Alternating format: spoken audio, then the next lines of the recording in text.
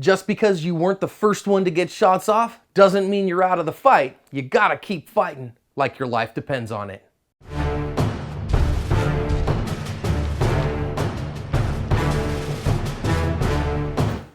Hi everyone, this is John with today's active self-protection lesson. It comes to us out of Pennsylvania. It's an officer-involved shooting, and we're going to see some important lessons here about how fast a gunfight can develop. We see some lessons here about the necessity of movement, and rather than trying to shoot, just move when it's time to move, and how you're still in the fight no matter what if somebody takes a shot at you.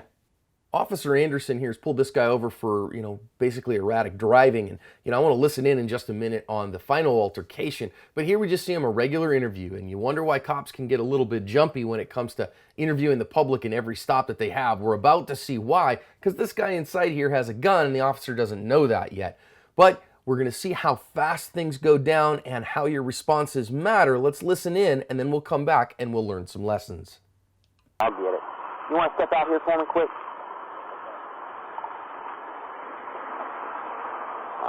Turn around, put your hands behind your back. Turn around, put your hands behind your back. If you listen there, the perp shot 3 times and Officer Anderson barely was grazed by one of them. He's fine. So let's learn some lessons from this particular lesson here. Some of these apply only to law enforcement, but some others not. First of all, here you see this guy and he's coming out, and I want to talk about obscurity here. He's got a gun in his waistband is what the news story says, and he's able to get that gun out without the officer being able to see. Remember, the hands kill. You got to know what's going on with the hands. Secondly, here you see him come up with it that fast, and he took a shot from that kind of danger. But we're going to see the startle flinch response. We're going to see that miss here, and then the follow-up actions are incredibly important for law enforcement or for civilians. And now look, he's got his hands up in his face. That's that startle flinch response that Tony Blauer loves to talk about so much.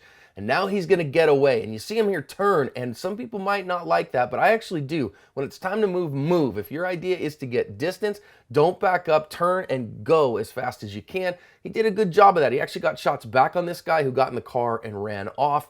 But what do we learn on this one? Number one, that startle flinch response is important. Number two, the eyes may be the windows of the soul, but the hands are the windows of the intent. So make sure that you see what people's hands are doing. Number three, if you survive that ambush, there's a good chance that you can survive the fight in its entirety. Great job by this officer of not getting killed by this guy. I think he covered his asp.